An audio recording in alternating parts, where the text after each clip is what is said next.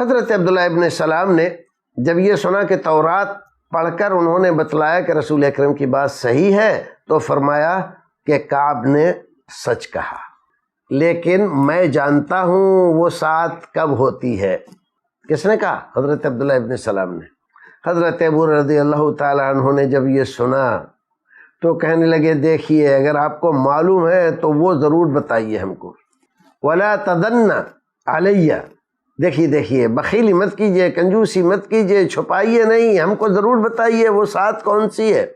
کون کہہ رہا ہے؟ حضرت ابو ہریرہ۔ اور اس سے بھی پتہ چلتا ہے ان کے حرص فی العلم کا، کہ کسی دینی بات کے سلسلے میں وہ کتنے حریص تھے۔ تو حضرت عبداللہ ابن سلام سے کہنے لگے دیکھیے وہ بات ہمیں بتائیے ضرور، اور دیکھیے کنجوسی مت کیجئے، اس کو چھپائیے نہیں۔ فقال عبداللہ ابن سلام ہی آخر ساعت فی یوم الجمعہ، فرمایا اصل میں یہ ساعت جمعے کے دن آخری دن کے حصے میں، آخری ساعت میں ہوتی ہے۔ یعنی یہ گھڑی کب آتی ہے؟ جمعے کا دن جب ختم ہونے لگتا ہے، یعنی عصر کے بعد کا وقت۔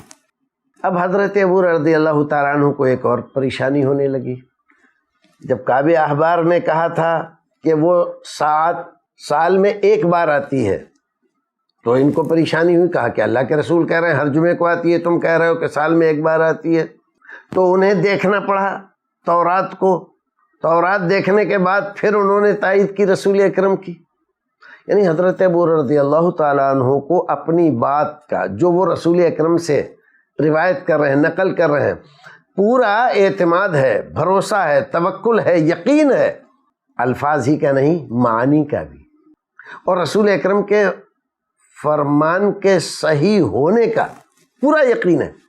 جب عبداللہ ابن سلام نے یہ بتلایا کہ جمعے کے آخر یعنی عصر کے بعد کے حصے میں ہوتی ہے وہ ساعت، تو انہوں نے معارضہ کیا، کہا یہ کیسے آپ کہہ رہے ہیں؟ اللہ کے رسول نے تو یہ فرمایا ہے کہ بندہ نماز میں ہوتا ہے۔ وَكَيْفَ تَكُونُ آخِرَ سَاعَةٍ فِي يَوْمِ الْجُمْعَةِ وَقَدْ قَالَ رسول اللہ لَا يُصَادِفُهَا عَبْدٌ مُسْلِمٌ وَهُوَ يُصَلِّي، مسلمان مرد عورت اس گھڑی کو اس حال میں کہ وہ نماز پڑھ رہا ہو پائے اور دعا کرے تو اللہ اس کی دعا رد نہیں کرتا ہے۔ تو رسول اکرم تو فرما رہے ہیں کہ وہ نماز میں ہو اور دعا کرے، اور عصر کے بعد تو کوئی نماز ہے نہیں نفلی۔ حضرت ابو رضی اللہ تعالیٰ عنہ یہ مسئلہ بیان کرتے ہیں کہ جب عصر کے بعد کوئی نفلی نماز نہیں ہے، اللہ کے رسول نے منع کیا ہے، لا صلاۃ بعد العصر حتی تغرب الشمس، تو یہ آپ کیا فرما رہے ہیں کہ جمعے کے آخری اس میں ہوتا ہے؟ اللہ کے رسول کہتے ہیں بندہ نماز میں ہوتا ہے، دعا مانگتا ہے تو اللہ اس کی دعا قبول فرما لیتا ہے، رد نہیں کرتا ہے۔ تو عصر کے بعد تو کوئی نفلی نماز ہے ہی نہیں، اس کا مطلب یہ ہے کہ پھر تو اس کو وہ ساتھ ملے گی ہی نہیں۔ اب یہ اعتراض بڑا زبردست تھا، اور اس کا حل چاہتے تھے حضرت ابو ہریرہ۔ حضرت عبداللہ ابن سلام بڑے مشہور عالم تھے، یہودیوں کے بڑے عالم تھے۔ فرمایا نہیں، اللہ کے رسول کی بات بالکل صحیح ہے، سچی ہے، اور جو میں بات کہہ رہا ہوں یہ بھی بالکل صحیح اور درست ہے۔ دونوں باتیں کیسے ہو سکتی ہیں؟ فرمایا ایسے ہو سکتی ہیں، آپ کو وہ حدیث اللہ کے رسول کی یاد نہیں ہے؟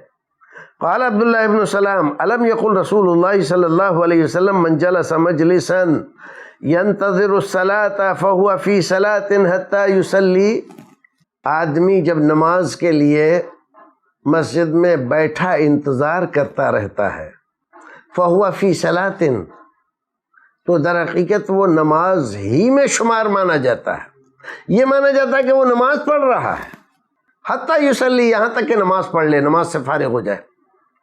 تو جب تک وہ اپنی جگہ سے نہ اٹھے، اپنی جگہ نہ چھوڑے، بے وضو نہ ہو، تب تک وہ نماز میں ہے۔ یہ حدیث نہیں آپ نے اللہ کے رسول کی سنی ہے؟ حضرت ابو رضی اللہ تعالیٰ عنہ کہنے لگے فقلت بلا، میں نے کہا ہاں یہ حدیث تو میں نے سنی ہے۔ قال فهو ذلك، تو اب سمجھ لو یہی ساعت ہے۔ یعنی حضرت عبداللہ ابن سلام نے جو دعویٰ کیا تھا اس دعوے پر اعتراض کیا حضرت ابو ہریرہ نے، اور رسول اکرم کی ایک حدیث کے مقابلے میں اس کو غلط بتایا۔ حضرت عبداللہ ابن سلام نے حضرت ابو رضی اللہ تعالیٰ عنہ کے اعتراض کو رسول اکرم کی ایک دوسری حدیث کی روشنی میں رد فرما دیا۔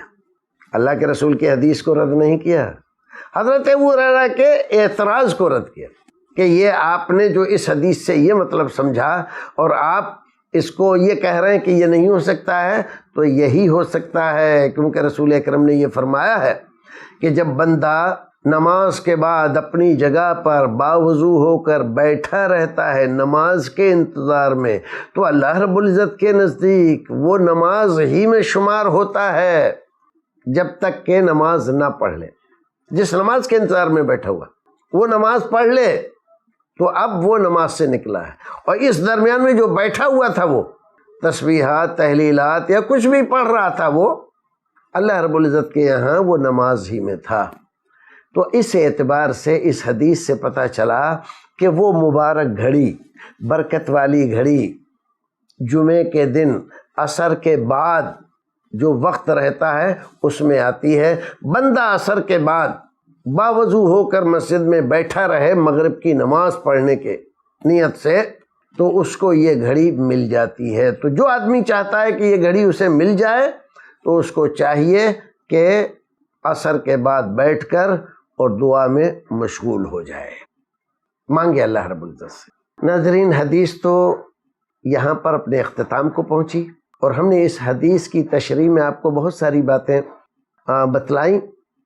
یہ جو مسئلہ ہے کہ وہ ساعت کب ہوتی ہے، اس مسئلے میں اختلاف ہے علماء کرام کا بہت زیادہ، یہاں تک کہ بعض علماء کرام نے اس سلسلے میں 40 اقوال نقل فرمائے ہیں۔ 40 قول ہیں کہ فلاں وقت ہے، یہ فلاں گھڑی ہے۔ یہ ان میں سے ساری احادیث یا سارے اقوال ایسے نہیں ہیں جو رسول اکرم کی احادیث سے مؤید ہوں، لیکن بعض اقوال ایسے ہیں جو بعض سے اچھے اور بہتر ہیں۔ تو یہاں جو حدیث ذکر کی، یہ تو رسول اکرم صلی اللہ علیہ وسلم کے ایک صحابی ہی اس کی تعیین میں رسول اکرم کی ایک حدیث پیش فرما رہے ہیں۔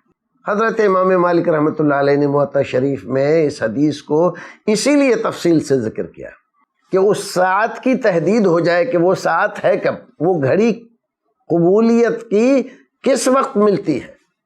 اس کے علاوہ اقوال میں ایک قول یہ ہے کہ جب امام منبر پر بیٹھتا ہے یہ وقت ہے قبولیت کا، اور بعض حضرات کہتے ہیں جب مؤذن اذان دیتا ہے، اذان کے اور خطبہ شروع ہونے کے درمیان کا وقت، اور بعض حضرات کا قول یہ ہے کہ امام جو 2 خطبوں کے درمیان بیٹھتا ہے یہ ہے وہ وقت قبولیت والا۔ اللہ رب العزت ہمیں اور آپ کو نیک عمل کرنے کی توفیق عطا فرمائے، اور جمعے کی فضیلتوں سے اپنے دامن کو بھرنے کی توفیق بخشے۔